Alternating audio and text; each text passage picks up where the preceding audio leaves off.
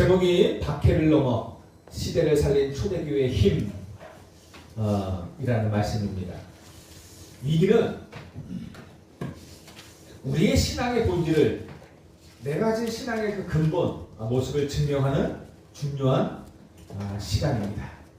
위기를 통해서 내 신앙의 본질이 드러나게 됩니다.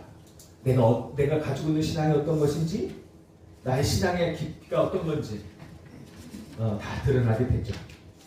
어찌됐든 오늘 본문에 이 본문 이전에 3장에서부터 쭉 보면 성전으로 기도하러 가던 베드로와 요한을 통해서 성전 미문 앞에서 구걸하던 안진뱅이가 나사렛 예수 그리스도의 이름으로 일어났습니다. 40년 동안 그 누구도 그 어떤 것으로도 해결하지 못했던 안진뱅이의 문제를 해결하고 그 운명을 바꿔버린 것입니다. 바꿔 말하면 지금도 성전 미문에 앉아가지고, 성전 미문이 어딥니까? 제 성전에서 화려하고 크고 환한 문이거든요. 많은 사람들이, 귀하고 좀 돈 있는 사람들이, 뭔가 성공한 사람들이 왔다 갔다 하는, 들어갔다 나왔다 하는 그런 현장이거든요. 그런데 이 안진뱅이가 40년 동안 뭐 하고 있어요? 성전 미문에 앉아서 단 한 번도 성전 안에 들어가 본 적이 없어요. 성전 속에 들어간 적이 없어요. 오히려 그 성전 앞에 앉아가지고 밖에 와서 거기서 구걸하고 있어요. 거기서 사람의 도움을 원하고 있어요. 구걸하면서. 우리가 신앙생활을 하면서 수십 년 신앙생활을 하는데 혹시 성전 미문에는 본격적으로 주의 은혜 속에는 진짜 하나님의 그 복음의 역사 속에는 진짜 들어가지 못하고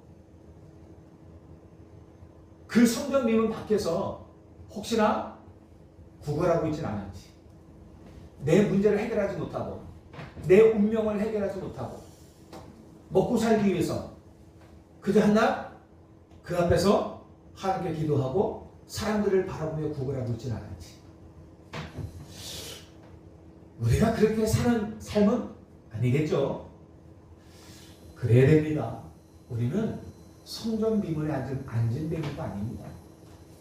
저와 여러분들은 그 성전 깊숙한 곳에 들어가 하나님과 소통하고 하나님께 기도하고 복음의 비밀을 가지고 그 안진뱅이 40년 동안 그 운명에서 벗어나지 못한 그들을 살릴 자입니다. 그런데 우리가 안진뱅이의 모습으로 혹시나 지금도 살아가고 있다면 빨리 그리스도 안에서 해방받고 갱신해야 되겠죠. 어쨌든 이 베드로와 요한이 그 안진뱅이의 문제를 해결하고 그의 운명을 바꿔버립니다. 그리고 이에 놀란 많은 사람들이요 모이죠. 베드로와 요한 주위에 모이게 됩니다. 그리고 베드로가 그 안진뱅이가 일어난 사건 때문에 너무 놀라고, 기적 같은 일에 너무 놀라고 충격받은 사람들을 향하여 이 베드로와 요한을 바라보는 그 시선이 어떻겠습니까? 그때 베드로가 그들에게 예수 그리스도를 전하죠.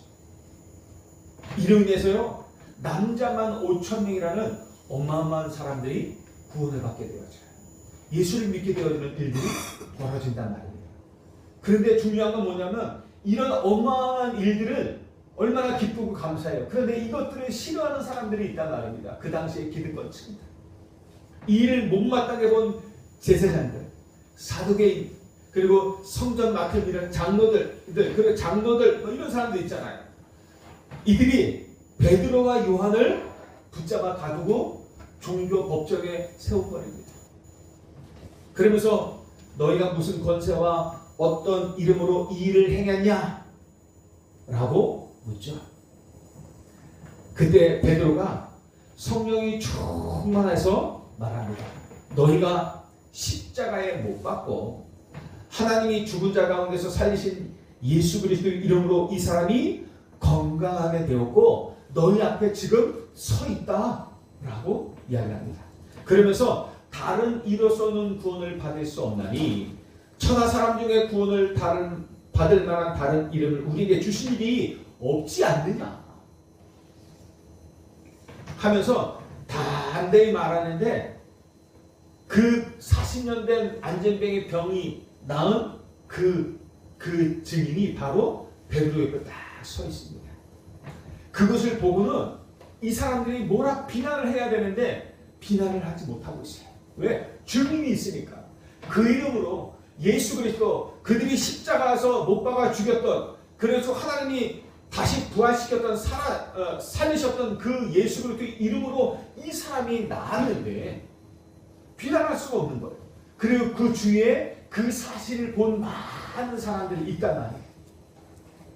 그래서 이들이 할 수 있는 것이 뭡니까? 다시는 예수의 이름으로도 말하지도, 예수 이름으로 말하지도, 또 예수 이름으로 가르치지도 말라 하면서, 그러면 내가 가만히 안 둘 거야 우리가. 그래서 위협하고 경고하면서 이들을 내보냅니다.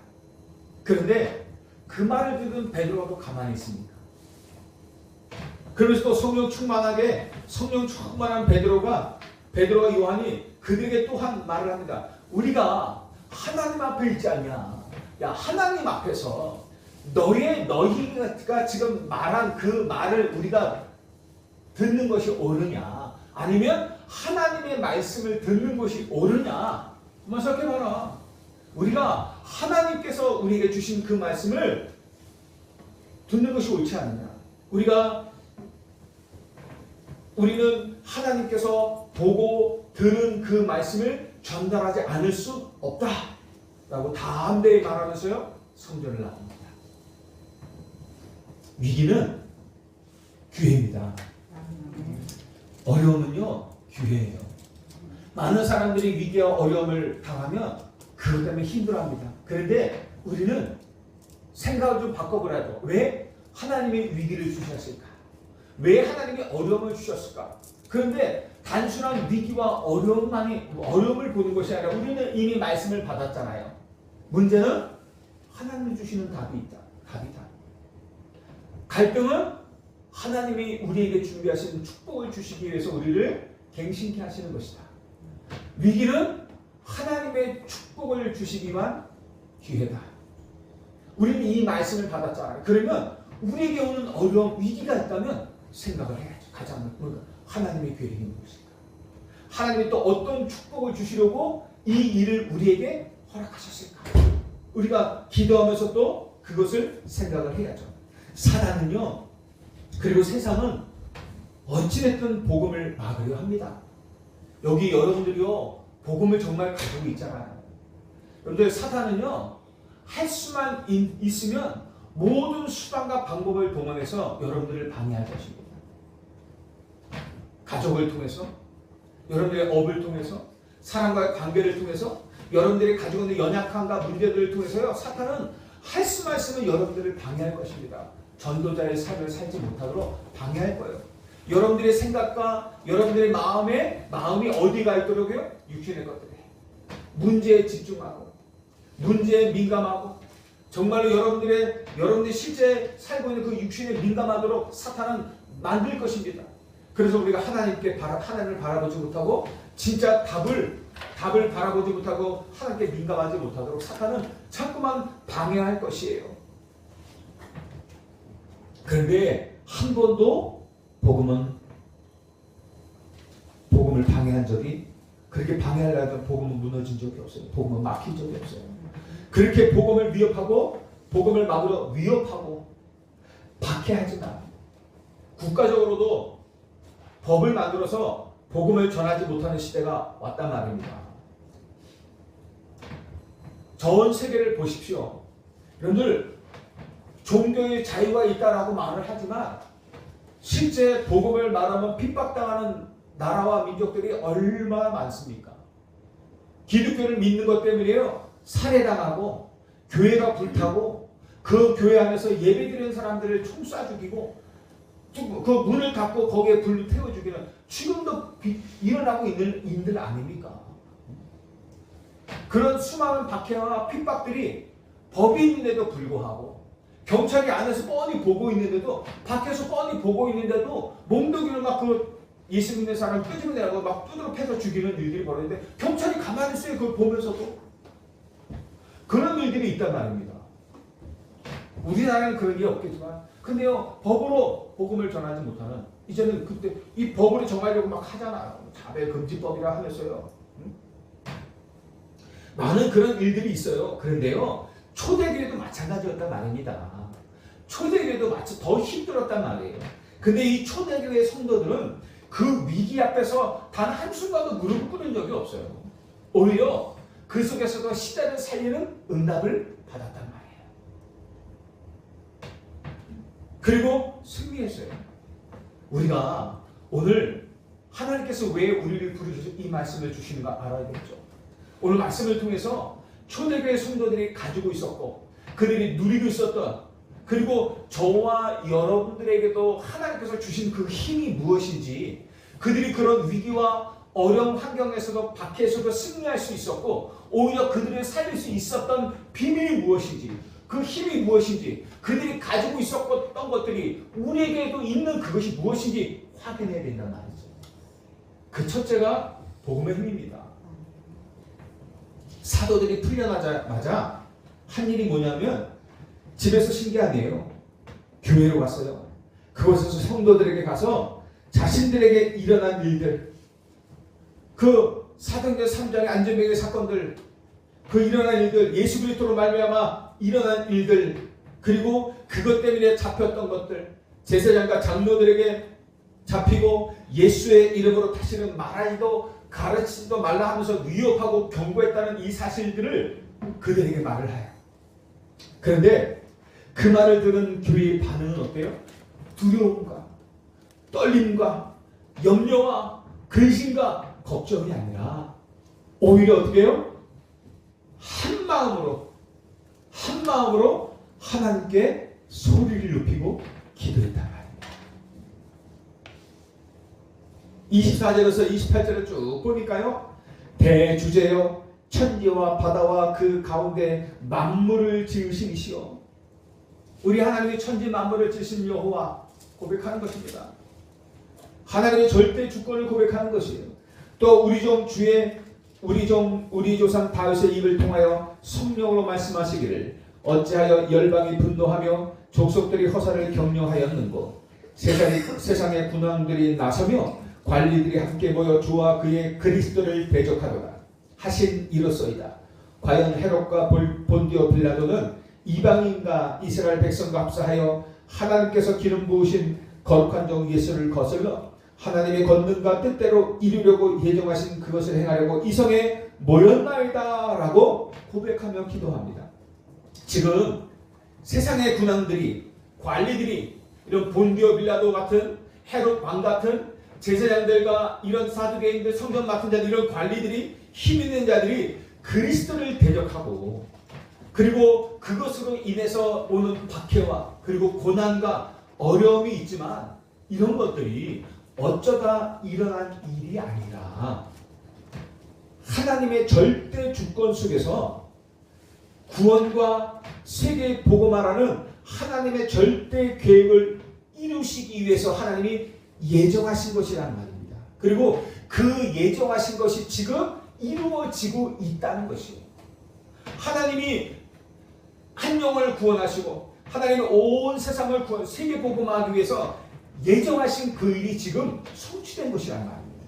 이들이요, 이런 고백을 하고 있습니다. 그러면서 이 복음을 대적하는 모든 일은 결국 허사가 될 것임을 안 것입니다. 어째여 세상 군왕들이 허사를 경영하였는고. 이 확신을 가진 초대교회는 세상 앞에서요, 문제 앞에서 비굴해지지 않았습니다. 여러분, 문제 앞에서 비굴해지지 마십시오. 문제 때문에 떨지 마세요. 문제 때문에 염려하지 마세요. 문제 때문에 고민하지 마세요. 비굴하지 마세요. 어떻게 하면 이 문제를 해결할까? 어떻게 하면 이 문제에서 문제를 해결할까? 여러분들 그러지 마세요. 당당하게 서시기 바랍니다. 그 모든 것들이 누구 손에 있습니까? 여호와 하나님. 하나님의 절대 주권 가운데 있습니다. 그 모든 것들을 왜 우리에게 주신 겁니까? 하나님의 절대 계획. 저와 여러분들 향한 절대 계획 알잖아요. 홍천복음화, 강원복음화, 2,3천 5천 정도 복음화할 그 어마어마한 전도자의 길에서 우리들에게 하나님 그 일을 이루기 위해서 우리에게 허락하신 일이라는 것입니다. 그래서 그 문제 속에서 하나님이 준비하신 답을 보라는 거예요. 그래서 그 갈등 속에서 너를 갱신하라는 겁니다. 왜? 하나님 주신 응답을 받아야 되니까. 그 그릇을 준비하라는 겁니다. 그래서 그 위기와 어려움에서 어떻게 해요? 하나님이 준비한 축복을 보라는 것입니다. 위기와 어려움을 피하지 말고 그 속에서 하나님 위기와 어려움을 이미 주었단 말이에요. 주었단 말이에요. 바라볼 수도 없어요. 그냥 그 속에 들어갔단 말이에요. 그럼 어떻게 해요? 그 속에서 하나님이 준비한 축복을 보란 말이에요. 요셉처럼. 노예로 갔지만 감옥으로 갔지만 그 속에서 어떻게 해요? 여호와께서 함께 하시는 축복을 봤어요. 그로 인해서 사실 하나님의 놀라운 축복을 봤단 말입니다.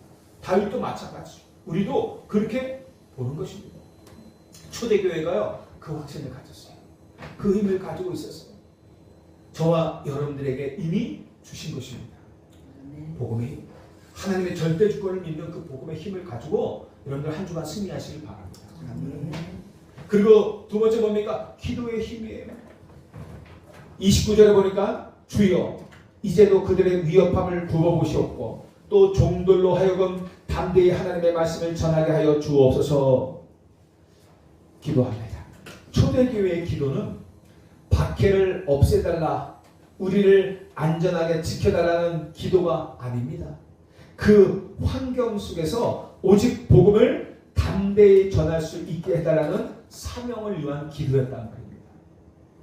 우리 문제 왔을 때 하나님 이 문제를 해결해 주십시오. 이게 아니라 이 박해와 어려움이 왔을 때 하나님 이 박해를 지나가게 해달라고, 이 어려움을 지나가게 해달라고. 그게 아니라 하나님 이 박해와 어려움 속에서도 이 힘든 문제 속에서도 하나님 담대히 예수가 그리스도를 전달할 수 있게 해달라고. 멈추지 않고 하나님 그 속에서도 하나님의 말씀을 증거하는, 담대히 하나님의 말씀을 전하는 사명을 감당할 수 있게 해달라고 우리가 기도해야 된다는 것이죠. 그게 초대교회의 기도였어요. 문제는 하나님이 허락하신 겁니다. 그러니 문제 해결해 주십시오. 이 얘기 뭡니까? 하나님의 계획 필요 없습니다. 그 얘기 아닙니까? 하나님의 응답 필요 없고 하나님의 갱신 필요 없고 그러니까 어떻게 해요? 문제와 사건과 어려움 속에서 이것들을 능히 이길 수 있는 힘, 그리고 이 속에서도 어떻게 해요? 복음을 전할 수 있는 담대함을 달라고 기도하는 것입니다. 그렇죠. 그게 우리의 기도가 됩니다. 그럼 어떻게 해요? 하나님의 뜻을 이루면 어느새 문제는 사라져 있는 것입니다. 하나님의 뜻을 이루면 어느새 갈등은 또 다시 이제는 다시 지나가게 되는 거죠. 그것 때문에 갈등하지 않게 되는 것이. 왜? 나를 넘어야 돼요. 여러분 갈등하는 거 있습니까? 혹시 문제 있습니까? 여러분 그 속에서 답을 찾으시기 바랍니다.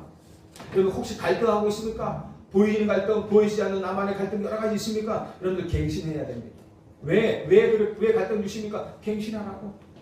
내가 그 정도 수준이기 때문에 그 정도 수준 가지고는 하나님이 미래에 주실 응답을 받을 수가 없어요. 그러니까 어떻게 그 수준을 갱신하라고. 그가 아직도 그 갱신하지 못한 갈등 속에 묶여 있으면 하나님께서 미래에 주실 응답을 보지 못하고 받지 못하네요. 그 억울하잖아요. 우리가 신앙생활하면서. 지금 당장 꼴깍 죽으면 몰라도 우리가 앞으로 남아있는 수십 년의 삶이 있는데 그때 계속해서 받을 응답들을 못 받는단 말이에요. 근데 그 갈등 속에 매여 있으면 절대 안 됩니다, 여러분들. 환경이라는 갈등, 사람이라는 갈등, 내 문제라는 갈등 속에 매여 있으면 하나님이 더 주실 더 큰 응답과 준비된 것들을 내 것으로 받지 못한단 말이에요. 그러면 어떻게 되겠죠? 지금의 내 모습으로 평생 가는 거예요. 이해하십니까? 지금의 내 수준으로 평생 가는 거예요. 지금 내가 봤던 요 모양 요 모습으로 그 평생 가는 거예요. 저는 그럴 수 없습니다. 저는 여러분도 그럴 수 없습니다. 여러분들 갱신하셔야 돼요. 넘으셔야 돼요.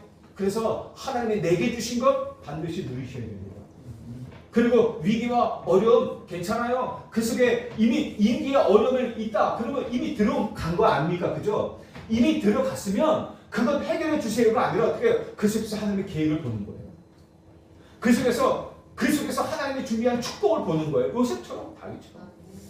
그죠? 그러면 뛰어넘게 됩니다. 그러면 그 어려움이 그것을 이길 수 있는 그 위에 서면은 문제가 아닌 것이 되잖아요.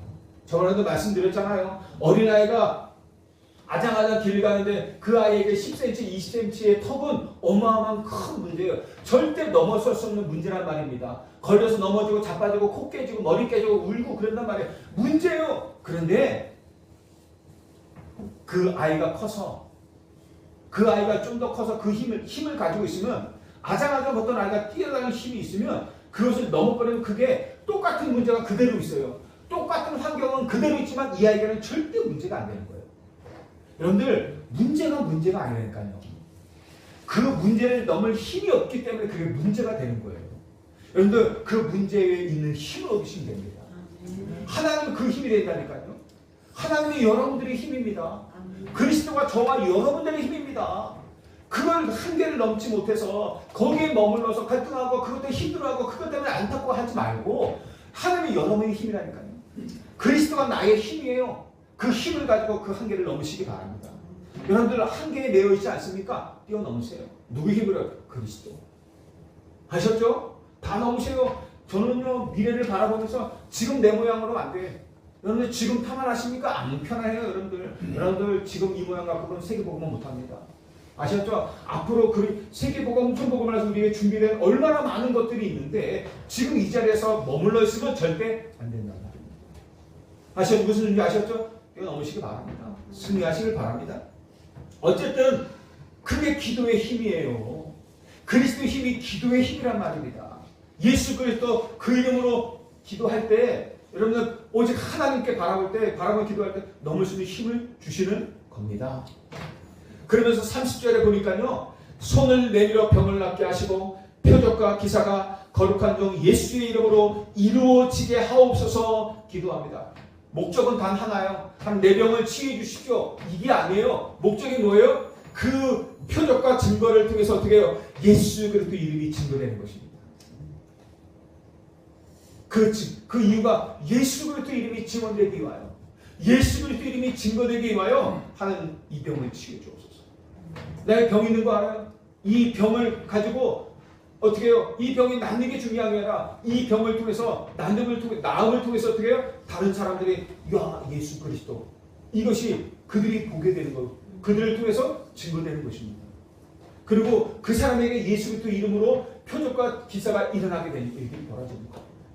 그래서 초대교회 이런 일들이 숱하게 지금도 일어나고 있어요. 여러분들 우리가요 믿음이 없어서 그렇지 정말하고 말씀대로 기대해 보자고요. 병든 자 앞에서 담대히 예수 그리스도 이름으로 기도하는 거예요. 낫든지 안 낫든지 그거는 하나님 소관이고 우리는 그 앞에서 담대히 믿고 기도하는 것입니다. 하나님 이 병을 통해서 이 나음을 통해서 이 표적을 통해서 하나님 예수가 그리스도이심이 이 사람에게 증거되게 하옵소서.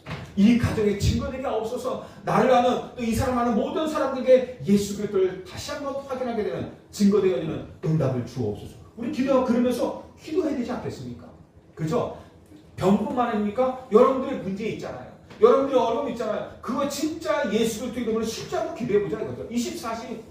그래서 그 해결된 문제가 정말 해결받았네 감사하네 끝 이게 아니라 그것들이 누구 이름으로 이루어지는 것인지 나를 아는 많은 사람들에게 그것이 증거되는 일들이 일어나는 그 힘, 그 능력 그게 축복 아니겠습니까? 우리가 그렇게 하자고요.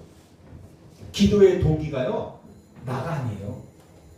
여태까지 우리는 기도의 동기가 나잖아요. 내 문제 해결, 내 병, 내 나 이제는 근데 기도의 동기가 이 사람은 나가 아니에요. 누구예요? 그리스도예요. 동기가 그리스도예요. 기도의 동기가 뭡니까? 하나님 나라가 이루어지는 거예요. 그러니까 우리의 모든 기도의 동기가 여기에 있는 거예요. 사명에 있는 거예요. 그러면 응답하실 수밖에 없지 않겠습니까? 우리 똑같이 기도하잖아요. 그게 동기가 나가 아니라 기도의 동기가 나가 아니라 그리스도 하나님 나라 이루어지는 그 동기로 바꾸는 거 볼 게 없어요. 그러면 하나님은 이에 모든 것을 더하여 주시겠다고 여기 약속하셨잖아요. 31절에 어떤 결과가 나옵니까? 빌길 다음에 모인 곳이 진동하더니 무리가 다 성령에 충만하여 담대히 하나님의 말씀을 전하더라. 기도가 끝나자 모인 곳이 진동하고 성령 충만을 받고 담대히 하나님의 말씀, 복음을 전하게 된 것입니다. 성령 충만 받아야 된다니까요. 우리가 어떻게든 복음 전해야 되는데 전도자의 삶을 살아야 되는데 어떻게 해야 되는데 아무리 그래도 성령 충만 받지 않으면 할 수가 없어. 오직 성령이 너에게 임하셔야 권능을 받게 되는 거예요. 어떤 권능? 예루살렘 온 유대 사마리아 땅끝까지 그리스도의 복음을 전할 수 있는 그런 권능, 힘을 얻게 되는 것입니다. 우리가 아무리 간절한 소원이 있을지라도 성령 충만 받지 않으면 안 되는 거예요. 그 간절한 소원을 가지고 기도할 때 하나님이 성령 충만을 주셔서 복음 전하게 하시는 것이죠. 그렇죠. 그렇게 되는 것입니다. 기도는 나의 수준을 하나님의 수준으로 바꾸는 것입니다. 그게 기도예요. 나는 절대 불가능해요. 근데 기도는요, 절대 불가능을 절대 가능으로 바꿉니다. 왜? 하나님의 수대, 하나님의 역사하시니까요. 이 기도는 환경을 바꾸는 수단이 아니에요. 하나님 이 환경을 바꿔주십시오. 여러분들 우리 이제 그런 기도하지 말자고요. 이 환경을 바꿔주세요가 아니라 환경의 문제가 안 되는 거라니까요. 우리는 환경의 문제가 됐잖아요. 근데 문제가 안 되는 환경으로 내가 넘어서 버리면 되잖아요. 그죠? 똑같은 환경이 문제가 안 되는 거야. 우리에게는 똑같은 환경이. 그러니까 기도는 뭐냐면 환경을 바꾸는 수단이 아니야. 우리는 다 수단으로 기도하잖아요. 해주세요, 해주세요. 환경도 바꿔주시고 이렇게 해주시고. 근데 그게 아니라 그 환경을 이기고 오히려 하나님의 나라를 이루어가는 성령 충만한 영적 군사로 나를 세우는 겁니다. 기도는 그 힘을 얻는 거예요. 환경을 이기는 거예요. 나를 하나님의 이 땅에 하나님의 나라를 이루는 성령 충만한 군사를 세우는 어마어마한 힘입니다. 그래서 우리가 그렇게 기도하자고요. 앞으로는 우리가 문제 해결이 아니라 문제가 문제가 안 되어져. 왜? 뛰어넘을 수 있는 하는 힘을 주시니까. 단순히 뭐 그 힘이 없는 게 그냥 나는 있어 생각하는 게 아니잖아요. 실제 힘을 얻는 것입니다. 힘을 얻는다는 개념은 그냥 단순한 육신의 힘이 아니잖아요. 하나님 주시는 영역, 그 속에서 나오는 하나님 주신 지력, 하나님 주신 체력, 하나님이 주시는 어떻게 해요? 경제력, 하나님 주신 인력까지 하나님이 주시는 힘이라니까요. 하나님이 주시는 그 힘을 얻어버리면 지금 내가 가지고 있는 문제가 문제 안 되는 거예요. 그리고 믿음의 힘을 얻는다면 여러분들, 믿음의 힘 아시잖아요. 어떤 힘인지. 그럼 진짜 내게 실제 없는 거라도 실제 하나님 주신 믿음을 가지면 없는 건데도 불구하고 지금 있는 것처럼 누리게 된다니까요. 지금 있는 것처럼 그것을 내 것으로 가지게 된다니까요. 보게 된다니까요. 그 믿음의 힘을 얻는 것입니다. 그러면서 하나님 주시는 영역과 지력과 체력과 경제력과 인력, 그 오력을 힘입는 것입니다. 여러분들 하나님 주시는 힘을 얻어야 돼요. 그리스도께서 주시는 힘을 얻어야 모든 것을 이길 수 있는 것입니다. 환경을 바꿔주세요. 안 그래요? 여러분들 언제까지 그 수준에서 머물러 있어요? 환경을 바꿔주세요. 이 얘기는 뭡니까? 그 환경을 나는 지금 이길 수 없어요. 그거 아니에요. 하나님 문제 해결해 주세요. 아니 나는 요만큼 10cm 문제를 해결할 수 없는 믿음을 가지고 있다는 거 아닙니까? 기도가 바뀌어줘야죠. 하나님 이 문제를 뛰어넘을 수 있는 힘을 주십시오. 그래야 신앙 성장하죠. 나의 한계를 넘을 수 있는 힘을 주십시오. 내 이 갈등을 넘을 힘, 내 연약함을 넘을 힘, 나의 위기를 넘을 힘을 주십시오. 그 뛰어넘어야죠. 그래야 내 신앙 수준이 성장하죠. 문제를 안 바라보려고 하고, 문제를 그냥 피하려고 하고, 문제를 하나님 해결해 주시면 내가 가야 되고, 그건 내 수준이 아니에요. 그건 나는 늘 평생을 고만한 수준에서 살아간단 말입니다. 이해하시죠? 우리 환경도 마찬가지입니다.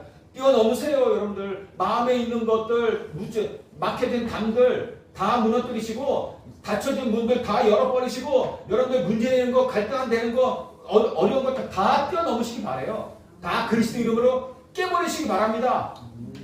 그게 진짜 교회 공동체로 만드는 축복이에요. 진짜 하나님의 축복을 누리는 응답이란 말이에요. 힘이란 말이에요. 그래서 세 번째 교회 정체성. 이게 어마어마한 힘인지 아십니까, 여러분들? 이 성령 충만의 응답은 개인의 은혜에만 머물러 있지 않습니다.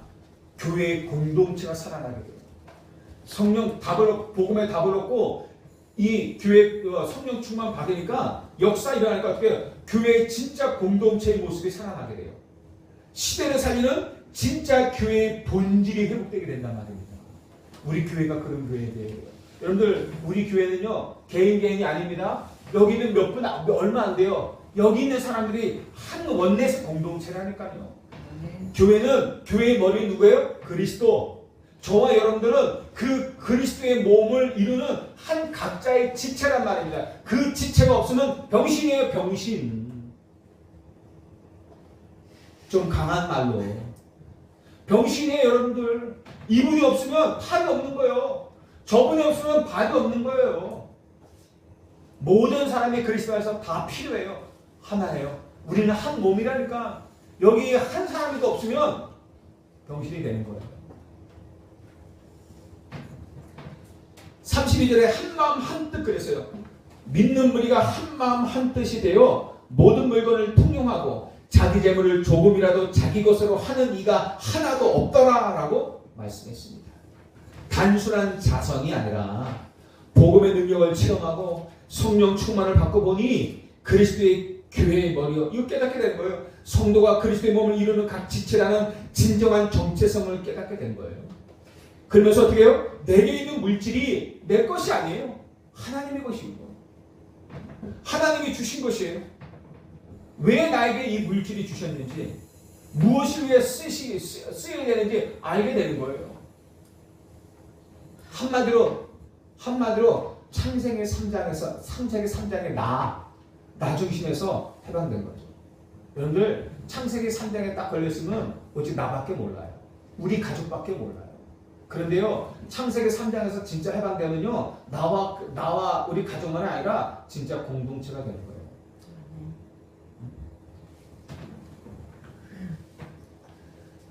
33절에서 보니까 사도들이 큰 권능으로 주 예수의 부활을 증언하니 무리가 큰 은혜를 받았습니다. 교회는 친목단체 아닙니다. 우리 교회 분위기 좋죠? 그렇게 말할 수 있어요. 우리 교회 분위기 너무 좋아. 그렇게 말할 수 있어요. 근데 제가 가만 보니까 우리 교회 분위기가 좋을 때도 있고 안 좋은, 분위기가 좋은 건지 이 분위기가 안 좋은 건지 어떨 때 모를 때가 있어. 헷갈려. 그럴 때 있어요. 여러분 어떻습니까? 우리 교회 분위기 평상시에 참 분위기 좋아. 이렇게 말할 수 있는데 또 가만 깊이 보면은 우리 교회 진짜 분위기 진짜 좋은 거 맞나?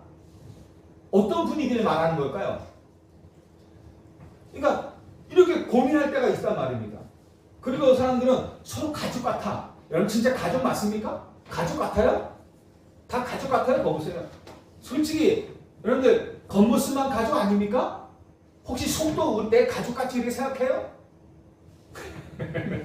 여러분 제가 또 오늘 좀 많이 좀 이렇게 찌릅니다. 죄송합니다. 왜냐하면 필요하니까요. 저는 내가 한다고 생각하지 않습니다. 여러분들 우리 교회 밥 맛있죠? 저 가면 목사님들에게 자랑 많이 우리 교회 밥 맛있다. 진짜 맛있는 밥 먹고 싶으면 우리 교회 와. 그렇게 얘기 많이 해요. 우리 교회 분위기 너무 좋아. 가족같이 얘기 다 해요. 우리끼리만 여기서는 얘기하는 거야. 그런데 그건 필요해요. 그것도 필요하죠. 근데 더 중요한 건 진짜 교회의 정체성이 뭐냐는 거예요. 교회는 예수 생명, 예수 능력을 함께 누리는 것입니다. 예수 생명, 예수 능력, 예수 부활, 예수 치유, 이런 어마어마한 축복들을 함께 누리는 것입니다. 그리고 그리스도의 십자가와 부활을 실제 누리고 그것을 증거하는 것입니다. 그게 교회예요. 그게 교회예요. 저와 여러분들이 그런 사람이 되어야 되는 거예요. 그리스도 안에서 한 공동체. 어떤 공동체요? 예수 생명, 예수 능력, 예수 치유, 예수 부활, 예수 이 엄청난 이 전도를 맛본 사람들. 오직 예수 그리스도의 그 십자가 부활만 자랑하고 증거하는 사람들. 그 언약의 사람들. 우리가 비록 알지 못했지만 그 안에서 다 원네스 되어지는 공동체란 말이에요. 그래야 그 사탄이 꼼짝 못해요. 왜 사탄이 역사하는지 아십니까? 오직 복음 안에서 그래요.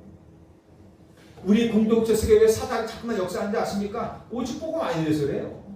우리가 진짜 공동체가 오직 복음에 딱 살버리면 오직 예수, 오직 그리스도, 오직 복음, 이렇게 하나님 나라 오직 성령 충만이면 사탄 꼼짝도 못해요. 어디에 감히 들어오면 못해요. 제가 이런 얘기냐? 빨리 깨닫잔 말이죠. 그래서 어떻게 빨리 깨닫는 얘기예요? 빨리 갱신하라는 얘기죠. 빨리 버릴 거 버리고 우리가 붙잡을 거 붙잡고 기도 속에 들어가자는 얘기죠. 이해하시죠? 왜? 우리에게는 앞으로 수많은 미래가 있으니까. 우리를 보고 또 세워질 후대들이 있으니까. 너무 좋아요. 여러분들 나 혼자가 아니라니까. 창세기 3장에서 벗어나요. 내가 아니라니까. 여러분들 우리 김진수 집사님 집중하게 쳐다보시는데 저분 혼자가 아니에요. 한 사람이 아니라 저분을 통해서 수많은 후대와 많은 사람들이 이분을 영향을 받게 된단 말입니다. 이 사람을 통해서 어떤 일이 일어날지 아무도 알 수 없어요. 혼자가 아니라니까요. 그러니까 나 혼자가 생각하면 안 돼요. 저는 나 혼자라 볼 수 있어요. 근데 여러분들 제가 영향받으면 누구도 영향받습니까? 여러분들 다 영향받아요. 혼자가 아니라니까요. 여러분 속으면 안 돼요. 착각하면 안 돼요. 그 나 하나 때문에 많은 사람이 영향을 미쳐요. 특별히 영적 영향력을 미친단 말이에요. 그걸 아는 것입니다. 너무 소중해요. 그래서 여러분들이 온 그때 성도들이 은혜를 받는 거예요. 오직 그리스도의 십자가 부활을 말할 때 성도들도 은혜 받고 그리스도를 위한 참된 헌신이 되어지는 것이죠. 이게 헌신 아닙니까? 응? 자선한 게 아니에요. 이런 분들은 34절 45절에 뭡니까? 어떤 일이 벌어져요? 그 중에 가난한 사람이 없으니 교회 안에 가난한 사람들이 없어져 버려요. 이 말이 됩니까? 여러분 교회 안에 가난한 사람들이 얼마나 많은데요. 저도요 원주에 교회 다닐 때요 명절 되면 뭐 했는지 아십니까? 쌀푸대 나갔어요. 쌀푸대. 교회에서 우리가 저 구제헌금들이 준비되어 있잖아요. 쌀 사가지고요 10kg씩 20kg씩 쌀푸대 갖다 줬어요. 교회 가난한 사람들 많아요. 그 일 저도 이렇게 했단 말이죠. 응? 같이 나르고 그랬어요. 우리 저 원주에 있는 그 차도 목사님과 같이 나르고 그랬단 말이에요. 그런데 교회 안에 뭐예요? 가난한 자가 없대요. 이는 밭과 집 있는 자들이 그것들을 팔아 헌금하고 교회는 각 사람 필요를 따라 나누어 주리라. 아까 얘기했잖아요. 진짜 교회의 본질에 진짜 교회 안에 공동체가 회복된 겁니다. 그러니 내 것을 내 것이라 그러지 않는 거예요. 이게 하나님 것인데 하나님이 쓰시는. 근데요 더 가난해진 거 아닙니까? 그러면 그 나눠준 자들은 그 가난해졌습니까? 아니요. 더 큰 부자가 됐어요. 아시잖아요. 초대교회 응답을 보시잖아요. 이런 사람들이 더 가난해지면 누가 헌신하겠습니까? 내 거 나눠줘서 그럼 내 거 반이 없어졌어. 그러나 이제는 반만 갖고 살아. 만약에 그럼 솔직히 말하면 누가 더 헌신하겠습니까? 맨날 그 모양을 사면 더 이상 헌신할 수가 없잖아. 그러면 그 헌신이 마지막이 될 거 아니에요. 더 많은 것이 없으니까 그러면 안 되잖아요. 그럼 뭔 소리예요? 계속 하나님 더 큰 응답을 더 주셨다는 얘기예요. 그러니까 계속 하고는 남는 은혜를 주신 거예요. 우리가 그런 것들을 생각을 해야죠. 자, 그 중에 누가 나왔어요? 바나바와 같은 중직자가 나왔어요. 자기 소유를 내놓아 사도들의 발 앞에 둔 것입니다. 다 그런 건 아니에요. 그 중에 이런 사람들도 나와요. 경제가 복음과 전도를 위해 쓰이는 진짜 경제 서비스의 축복을 받는 사람들이 나오게 된 거예요. 이런 사람들이 가지고 있는 그런 경제가 단순한 헌금과 헌신이 아니라 진짜 경제 서비스로 쓰임받게 돼요. 빛의 경제로, 렘넌트 경제로, 선교 경제로, 복음과 전도를 위해서 쓰여지는 진정한 빛의 경제가 그 경제 응답을 받는 사람들이 나와진 것이죠. 돈이 많아서가 아니란 말이에요. 쓰여지는 것들이. 세상은 이기심으로 가득 차 있지만 바나바와 같은 이런 헌신자들이 일어날 때 교회는 세상을 치유하고 살리는 진정한 플랫폼이 될 수 있습니다. 결론입니다. 여러분들 초대교회를 살리고 초대교회가 세상을 또 초대교회를 살렸고 그리고 그 초대교회가 세상을 살릴 수 있었던 것은 물질이 아니에요. 권력이 아니에요. 어떤 위협에도 하나님의 절대 주권을 신뢰하는 복음의 확신입니다. 나보다 하나님의 나라를 위한 사명의 기도예요. 세상을 부끄럽게 만드는 진정한 교회 공동체가 있었습니다. 그게 힘이에요. 여러분들의 힘이 누구십니까? 그리스도 맞아요. 그런데 여러분들의 힘이 뭔지 아십니까? 교회예요, 교회. 우리가 진짜 힘없을 때 누가 도와줍니까? 교회가 도와줍니다. 그렇게 돼야 돼요. 그리스도가 도와주는데 혼자 놔두는 거지. 네 기도에 응답 못 받아? 너 기도 하나님 살아계셔서 모든 걸 도와신다는데 너 그 응답 받았는데 그리고 놔둬버리면요 아무것도 안 돼. 하나님이 이 모든 것을 도와주시겠다고 하는 그 대상 그 길이 교회라면 어떻게 할 거예요? 예? 교회라면 어떻게 할 거예요? 초대교회가 그걸 보여주잖아요. 교회를 통해서 이 사람들이 힘을 얻게 되는 거예요. 여러분들 가난한 자들의 교회 와서 힘을 얻어야 돼요. 병든 자들의 교회 와서 치유받고 힘을 얻어야 돼요. 저 2, 3절 다민족들이 어떤 사람들이 와서 교회에서 힘을 얻어야 돼요. 렘넌트들이 와서 교회에서 힘을 얻고 살아나고 해야 된단 말이에요. 교회가 그 힘이 돼야 돼요. 그 힘이 돼야 돼요. 그래서 정말 한 사람 한 사람 어려운 사람이 있다. 교회 혼자서 못 도와줘요. 혼자서 못 도와줘요. 만약에 우리 안수희 집사님이 저 다리가 아파가지고 계단을 못 올라와. 어떻게 할까요? 누가 업어줄 거예요? 여기 저분 업을 사람 있어요? 저도 한 번은 없겠죠? 올라오다 허리 나갈 것 같아요. 못 업어요. 그런데요, 함께라는 건 괜찮아요. 혼자 저기서 줄을 좀, 저 옆에 그 바가 있으니까 열심히 붙잡고 좀 올라와 보시오. 힘드시면 그렇게 놔두면 안 돼요. 함께 나와서 도와줘야 되는 것이죠. 그건 육신적인 개념이 있지만, 어쨌든, 여러분들, 교회는 그런 것입니다. 여러분들, 내가 힘들면 누가 도와줘요? 물론 하나님께 기도해야죠. 근데, 우리 단체잖아요. 우리는 원내스잖아요. 내가 아프면 누가 함께 아파줘야 돼? 교회가. 그리고 교회가 함께 도와주는 것입니다. 그게 공동체예요. 진짜. 근데 그게 마음대로 되냐? 마음대로 되진 않죠. 그래 오늘 얘기했잖아요. 복음과 기도를 통해 성령 충만. 그리고 이런 응답이 이루어졌을 때 이런 교회 공동체가 살아나는 것입니다. 초대교회 성도들이 박해와 어려움 속에서 말씀을 붙잡고 일심으로 기도했을 때 현장이 진동하고 성령 충만하여 하나님의 말씀을 전했던 것처럼 한 주간 여러분의 모든 현장에서 복음과 기도와 공동체의 힘을 누리고 여러분들을 둘러싼 모든 어려움과 흑암의 세력이 무너지는 응답이 있기를 지금도 살아계신 예수 그리스도 이름으로 축복하며 기도합니다. 하나님 아버지 감사드립니다. 박해를 넘어 시대를 살린 초대교회의 그 힘, 복음의 힘, 기도의 힘, 교회 공동체의 그 힘을 한 주간 모든 성도들이 현장에서 마음껏 누릴 수 있도록 축복하여 주옵소서. 24 기도 속에 있게 하시고 25 하나님의 응답 속에 있게 하시며 영원한 하나님의 작품 속에 있게 하여 주옵소서.